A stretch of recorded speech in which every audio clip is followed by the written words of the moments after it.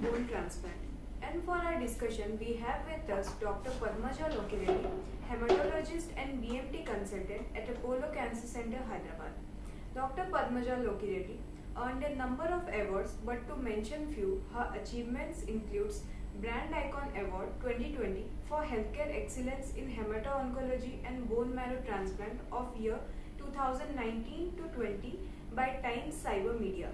Dr. Padmaja has a meritorious award in the field of hematology and transplant by International Biographical Center, Cambridge 2016.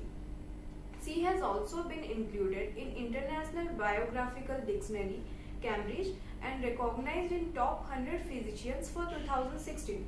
Currently, she is practicing hematologist and BMT consultant at Apollo Cancer Center, Hyderabad, India. Previously, she also worked as a hematology and transplant consultant at different prestigious universities, hospitals at Glasgow, Birmingham, etc. So she regularly updates herself and keeps up with recent advances and in her field like CAR-T cell therapy. She is a visiting consultant at Johns Hopkins Institute, USA. Her recent work includes transplant and CAR-T consultant at Manchester Royal Infirmary and actively trying to bring this treatment to India by forming international collaborations. To her credit, she is the first doctor in India to have clinical work experience on CAR-T cell therapy. So welcome doctor to our Facebook live session. Well, thank you. Thank you for inviting me. So starting with our questions. So doctor, could you please brief our audience like what is leukemia and what is the main reasons of leukemia? Does leukemia spread fast? So leukemia, in other words, it's nothing but saying blood cancer. A cancer which is in the blood, it could be in multiple forms. We have cancers coming on very quick, what we call as an acute leukemias. That means it's come over the last 3 to 4 weeks or in the last 3 months. Chronic leukemias, where that means they've been there for a longer time. Anything which comes on very sudden, that means it grows very fast. That has got a potential to take life very quickly, and we need to act on that very quickly. Chronic leukemias can be very slow growing. Patients sometimes get this diagnosis by chance by doing some regular blood tests or some non-specific symptoms. But these needs treating because it has a long-term implications. So that's the main difference between blood cancer when we say it is an acute or a chronic. Acute blood cancers we have is acute myeloid leukemia like AML or acute lymphoid leukemia ALL, and a chronic leukemias we have CML, that is a chronic myeloid leukemia, and a CLL, that is chronic lymphoid leukemia. There are 2 other blood and lymphatic related cancers. People do consider that as a leukemia, but it has a different nomenclature in a technical terms, or what we call as a lymphoma, that is cancer of the lymphatics, where you see the glands under your chin or armpits or a groin, enlarging in size and causing problems. They're called lymphomas. And there's another blood related condition, what we call as a myeloma, multiple myeloma, where you have involvement of the bone marrow and a multiple bones, and it can cause debilitating problems and so on.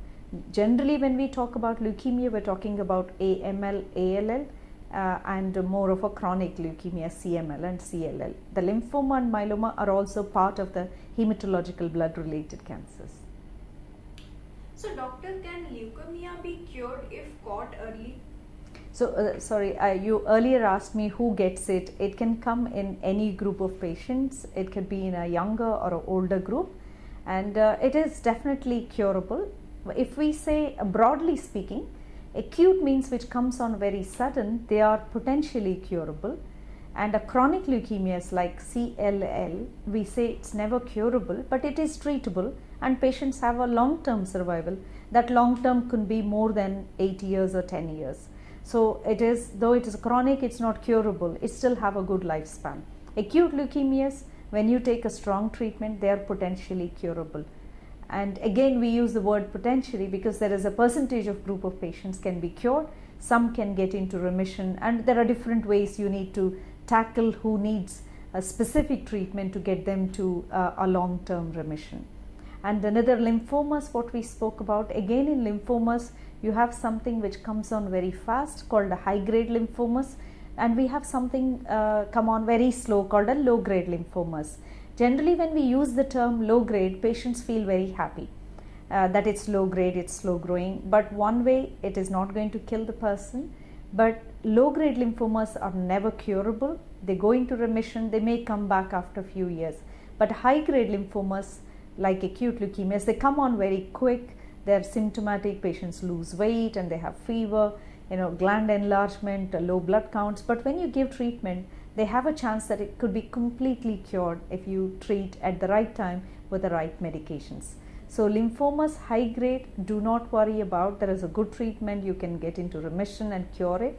Low grade lymphomas, definitely you can get them into remission where you don't see the disease, but we know that it may come back after a few years by the nature of the disease. And in multiple myeloma, again, it's not a curable disease, but it's treatable disease.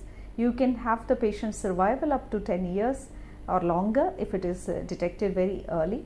There are multiple treatments. Depending upon the age, we give the treatments for a specific patient. Though the treatments are very broad spectrum, they're very much tailored to a particular patient. So doctor, usually who are most at risk for leukemia? So again, it's not a specific age. Any age people can get leukemias, but there are certain leukemias which are common in certain age groups, like ALL, acute lymphoblastic leukemia, is very common in children. B, acute lymphoblastic leukemia. If you take AML, it's more so common in adults. It can come in 30s or it can come in 20s, but generally when it comes in over 60 years, it is considered a poorer prognosis. Because older people who get a blood cancer, they tend to have multiple genetic abnormalities and they tend to have a higher risk of disease coming back after the treatment in few months or years. Hence, somebody who is fit, who is older than 65, should consider a bit stronger treatment and go for a allogenic stem cell transplant.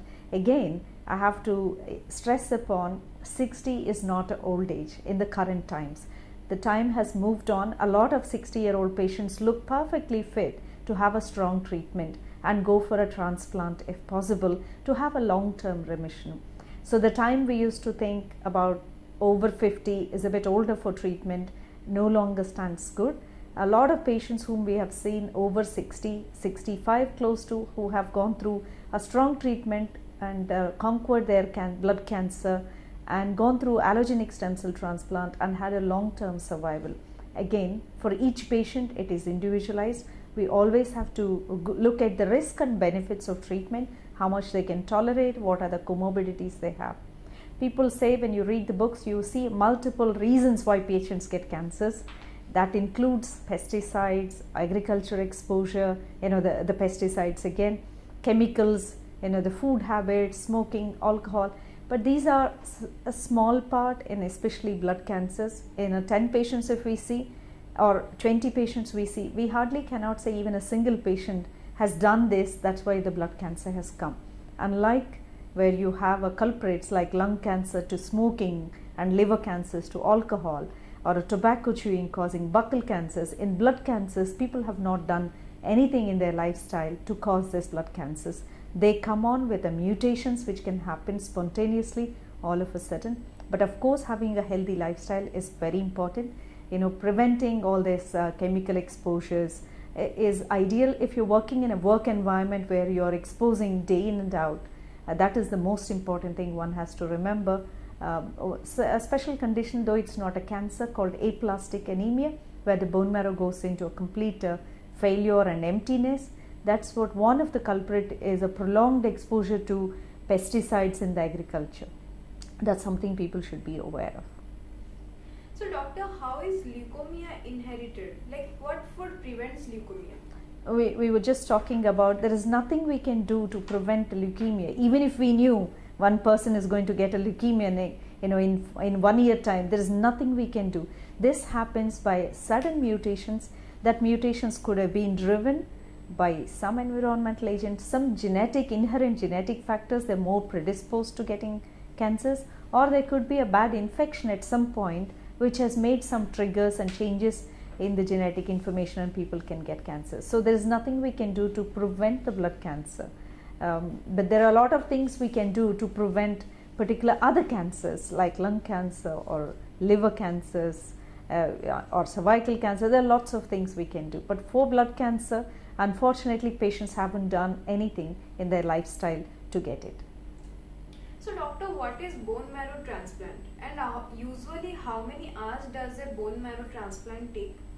So I know people ask how long does it take. It is not a surgery. Bone marrow transplant is a complicated medical procedure. So what it does is when we have a blood cancer which hasn't gone away completely with a standard therapy, or it has come back, or we know that there are some genetic mutations this patient has and he has got a very high chance that this leukemia is going to come back very quickly, we should get their disease under control and take them through allogenic stem cell transplant.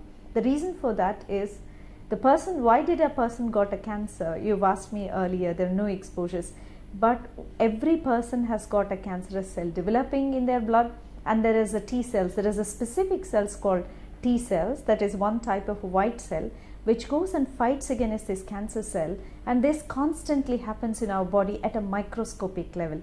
When that mechanism fails, and then you get a cancer cells growing for whatever the reason. So that patient got a cancer because they couldn't fight the cancer cell. So what you do is you give somebody else's immune system so they can start checking out at a very low level, microscopic level. So this is what the allogenic stem cell transplant does. You are giving somebody else's immune system to this patient to tackle the leukemia but at very low level. It keeps a check. The moment the cancer cell starts to grow, it will eliminate. Thereby, if you keep eliminating it for a few years, it will completely nullify. So the whole thing about transplant is to prevent it coming back by giving a new immune system.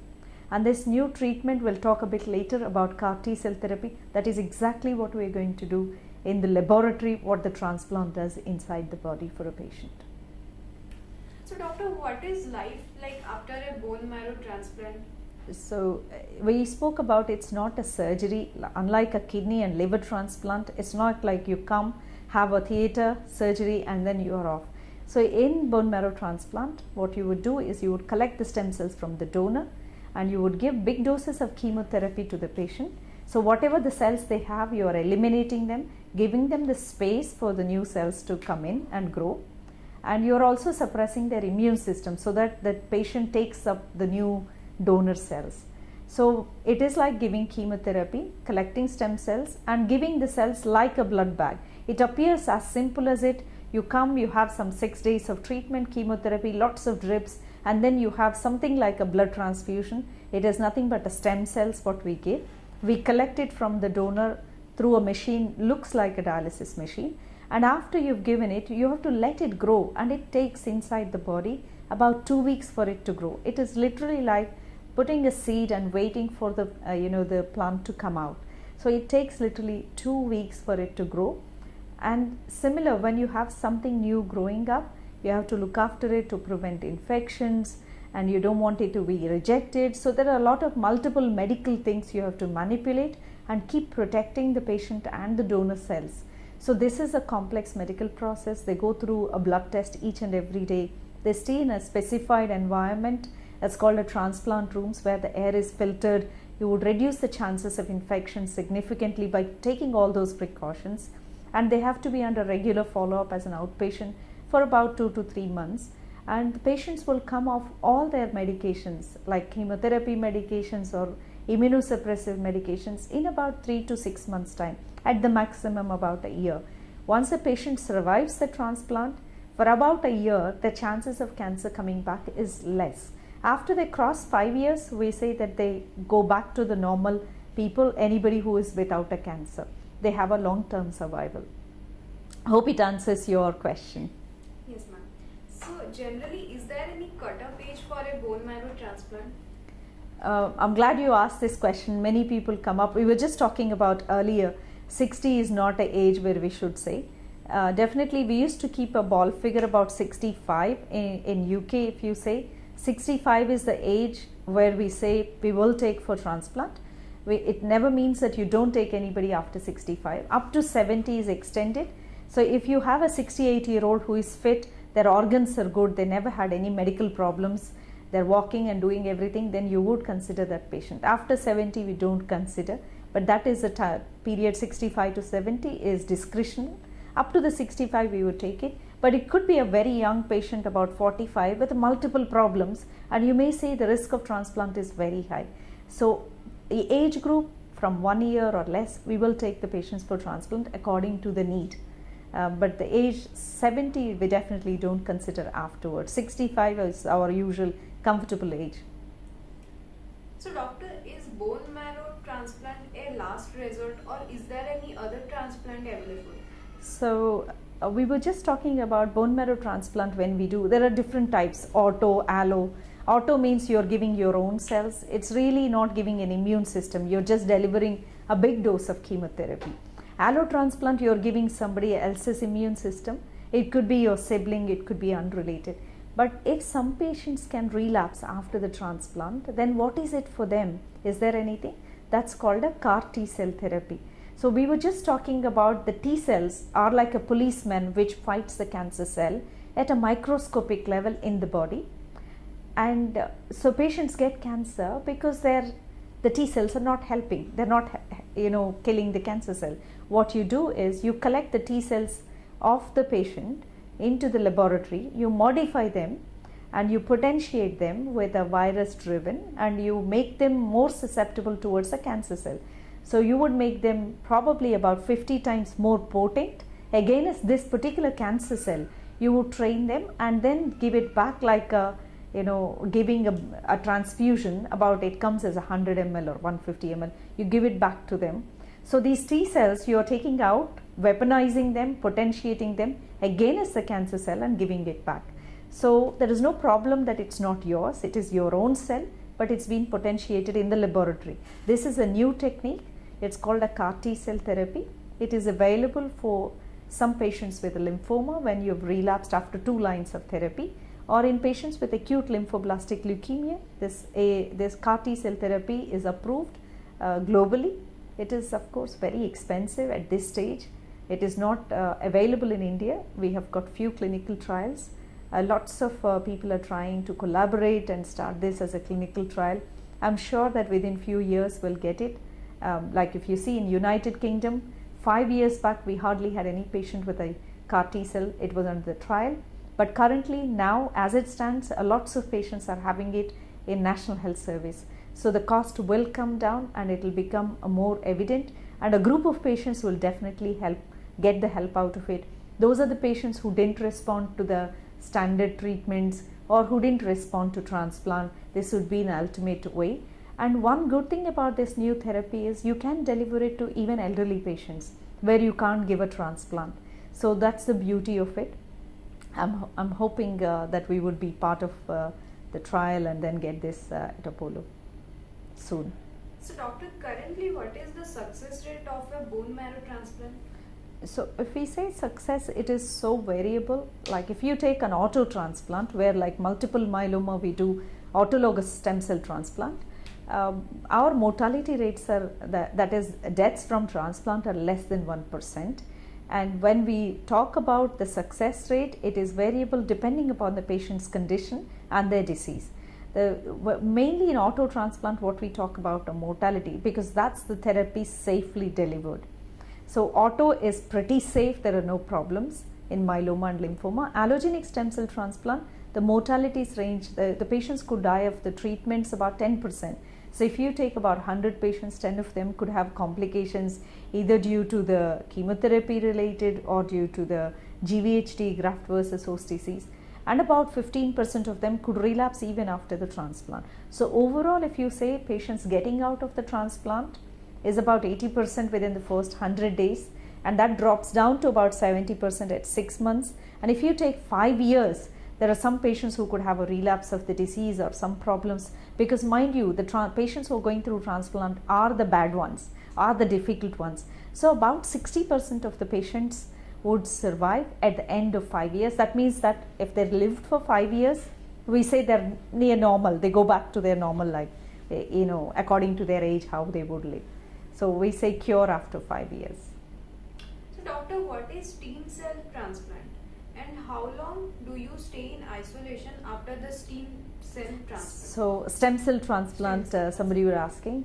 So previously we used to call the transplant as a bone marrow transplant, because conventionally we always had stem cells collected from the bone marrow by a surgical procedure. But nowadays, for the last 8 or 10 years, we have moved away from collecting it from the bone marrows. In the theatre, we used to collect about 1 liter of bone marrow to give it to the donor. It looks quite messy and difficult for the donors. But now what we do is a peripheral stem cells. So we move the stem cells from the bone marrow to the blood by giving some medicines to the donor, and we collect them on the dialysis machines. It looks like apheresis machine. Optia apheresis is a very world renowned technique. So they just go on the machine and the blood goes through it, spins. So we collect the stem cells. So these are called the hematopoietic stem cells. This is a blood forming stem cells. You hear a lot of stem cell therapy. If you Google, you get a stem cell therapy for your hair or regenerative therapy, but there are a lot of them are still experimental. The only stem cell therapy which is completely approved is a blood stem cell therapy, that is called hematopoietic stem cell therapy, or HSCT. So a lot of people talk about stem cell therapy to the hair, stem cell therapy to the multiple areas. There are a lot of clinical trials going on. Cartilage regeneration is an approved therapy, but people use stem cells in multiple areas, still very experimental. A lot of stem cells, mainly the embryonic stem cells, research is completely closed. If you take the stem cells, they can form every cell. Then they divide and delineate they form only blood cells, or they only form the heart muscles, they only form the nervous tissue. So if you go back, switch them one step back, and then you can start regenerating the heart, you can start regenerating multiple organs. But it is still very much into the trials and in the experimental laboratory areas, not into humans. So doctor, does your DNA change after a bone marrow transplant? So I know where you are asking that question from. So there is something called a chimerism we do. So we do a DNA typing of a patient, of the white cell typing, and we get a multiple, if you know about the biology, we do the DNA sequencing, the base pair sequencing. So we know that there is a particular person has got this type, and then the donor has. So we measure whatever the percentage the change into. They do change, but not in every cell. They will change in some type of hematopoietic stem cells only, because we are only giving the stem cells which are forming blood. So only those cells will change their DNA towards the donor, but the whole body will not change. So if I do a buccal mucosa of a patient who had a bone marrow transplant, they will be their own. But if I do a blood test to look for their chimerism, that is the DNA typing, they would show 90% of the donor, they would show some percentage of 1% or something of the patient himself. When the donor comes down, we know that leukemia may come back, so we try and come off the immunosuppression, or we give top of the donor cells, we collect the donor T cells and give it. So we manipulate the graft in that way. So for a straight answer for your question, DNA will change only in the blood test, but not by doing, there are lots of other ways you can do DNA testing, semen analysis, buccal mucosal analysis, or hair follicle, and all those will not change. The whole body will not change. The blood forming cells will change, and the blood group will change completely. Suppose if you've got an O group patient and the donor is B, he will change in about 6 months time, he will change completely into B. So blood groups will change. So coming towards our audience question, so doctor, what are the side effects of bone marrow transplant? So side effects of bone marrow transplant, there are numerous. If we talk about, it could be a very simple ones, it could be a significant ones. Common things are common. When you give a chemotherapy, you would drop your blood counts, you would need blood transfusions, platelet transfusions for that particular period of time until your blood counts recover, or you will lose hair. That's part of the chemotherapy side effect.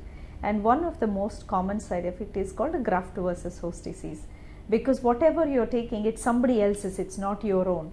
You are suppressing the patient's immune system so that they take it in. It's still always the donor is so active trying to fight against the patient cells. There could be in the skin or in the gut or in the liver, what we call as a graft versus host disease called GVHD.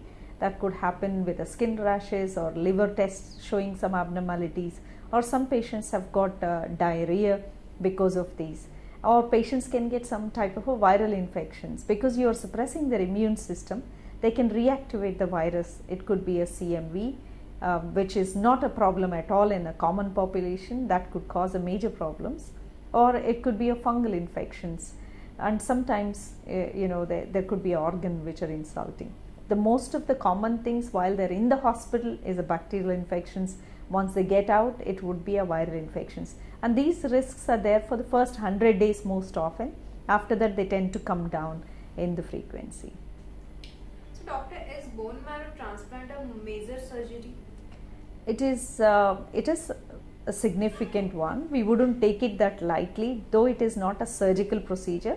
Patients could die of this treatment if you don't choose the patient properly and you don't look after them. So we need to ensure before they go for a transplant, their heart is good, their lungs are good, the chemotherapy we give, the patient could tolerate, and the disease is in a good shape. We don't want to take a lot of disease and transplant because they're going to recover, relapse again. So these are the preparation of the patient is very important, and keeping the space very, patient factors, preparing the patient for transplant so that you can minimize the side effects, and keeping them in a safe environment, clean environment to reduce the side effects, expertise of the staff who look at it, early identification of problems, because once you identify early, you can always fix them properly, and you should have a good supportive care. Suddenly something happens, liver is an issue, we have a hepatologist standby, or there is some bleeding concern, there is a surgeon. So it is a multidisciplinary team approach, and you have to look after them afterwards, after their discharge, how they're coping at home, how are their home circumstances, whether there is someone to look after them. And a lot of patient education is also very important, along with nutritional therapy during the transplant. So it is very much a multidisciplinary, choosing the right patient, making sure that he is safe to go through that transplant, and the consultant role to see that the treatment what we're giving is good enough and patient can tolerate and safely sail through that transplant process, and keep all the safety nets for the patient to come back to the follow-up and continue further, and to use all the multidisciplinary approach to have the best outcome. So it is as safe as it can be. We always look at the risk. If we have a different calculation methods. If we think the patient's risk of transplant is more than 30%, we don't take them for transplant. That is transplant related death. If we calculate from our formulas, if it's more than 25 to 30, we don't consider them for transplant generally. So doctor, is it hard to find a bone marrow match? It is not easy. First thing what we see is the siblings. So if you've got brothers and sisters, we say all of them will have a blood test within a week, will have all their results. Then you will know among siblings 1 in 4 chance. So if you've got about 4 siblings, one may be a match. It's not that every sibling will be a match. If you don't have a match, we have registries available, databases. All the Indian donors who wanting to donate, they have given their blood samples and they have been typed like a blood grouping. You can do a white cell typing and put that record on the system. Whenever we have a patient need, that will be matched against the database and see whether there is any full matches available, and then they will approach that particular donor to see whether they are willing to donate, because they would have given their name 5 years ago. At that time they may be willing and now they may not be willing. So if there are a match on the database, they will contact them. If we don't have an Indian registry, then we go for a German registry or international search. We do find sometimes the matches are not available in India, not available in their family, and we have a match available in German. So far we've done about 4 transplants, 3 or 4 transplants from German donors, and they do collect stem cells in Germany, one in London clinic. They transport it across with a cold chain, and we've transplanted, and one of the first transplant patient who got cells from Germany is now 5 years post-transplant, one of aplastic anemia patient, and she's doing really well. So it is doable, but one may think that why do you need to go for international search? It's not very easy to find a match, unlike kidney transplants, liver transplants, where most of the important thing is to have a blood group match and some amount of HLA match. But in bone marrow transplant, we are not that particular about a blood group match, but we are more concerned about the white cell match, and it is more stringent for the matching purpose. Henceforth, finding a donor is very difficult. In bone marrow transplant donations, the donor does not lose anything, unlike a liver or kidney transplant where they're sacrificing part of their organs, so they have to be a related donors. But in bone marrow transplant donations, the donors are unrelated. They're only giving some of their blood cells and they were going to get it back within 2 to 3 days. So there is no loss for the donor. It is just the process they have to go through to be able to collect it. And they have to spend about 2 days for all the medical testing and 5 days to take injection at home and 1 day in the hospital to collect the stem cells. So it is pretty easy for the donors to collect cells now. So doctor, what is the maximum age to be a bone marrow donor? So the registries vary. If you look at the British donor registry, they would prefer up to 45 years. If you look at a DKMS, they take a bit older group as well. But the younger the donor, the better it is. So we always prefer to have a younger donors. Someone crossing about 50, we wouldn't recommend them to be on the registry. But sometimes we take siblings, like if they don't have a match outside, if they have a brother and sister who are a full match, they're in their 60s. If you don't have any other match, the full match sibling of 60, if they're fit enough, we would take them as a donor. So can leukemia come back after a bone marrow transplant? So there is a chance of a relapse of leukemia after the transplant. We can assess what would be the risk after the transplant by various methods, like preparing the patient that they don't have any disease before the transplant. It is minimal residual disease or they have a high chance of coming back, and intensifying the chemotherapy regime. Again, you don't want to give too intensive for an older patient, so again tailoring for that patient. And in the post-transplant period, if you've got a high risk of disease coming back, we stop the immunosuppression a little bit early. We allow the graft versus host disease to be more active so we can tackle the relapses. And there are a few trials about giving some medications like AML, ALL with a Philadelphia positive. We give imatinib post-transplant as a maintenance therapies. So there are different ways we try and reduce the relapse risk. We predict which patient could have a higher risk and try and use the measures. But still there is a risk about 15 to 20% of patients can relapse after the transplant. Generally it happens within a year. So doctor, could you please tell us more about CAR-T cell therapy? CAR-T cell therapy, I think earlier we were discussing about the patients who are older, who can't tolerate a bone marrow transplant, or who have not responded to the standard chemotherapy in lymphomas, or who had ALL and not responding to regular chemotherapies. You can give CAR-T cell therapy. So you take a blood from the patient, which it is a T cells we collect. So something similar to stem cell collection, you put them on the machine and collect some T cells. It will be about 100 ml what we collect, and we ship it to the laboratory, central laboratory, where they where they make the CAR T cells. The CAR T means chimeric antigen receptor T cell therapy. So these white cells, they're weaponizing them against the cancer cells in the laboratory by introducing a dead viral vector, and so they are making them potent against the cancer cell. So if it's in ALL, the cells have got a CD19.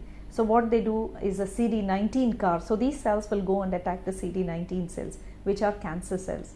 So they are not like a standard chemo where you will lose hair, where you will have all the rest of the cells will be dead. This is the T cells which will only act on the cancer cell, and they will have immune modulations.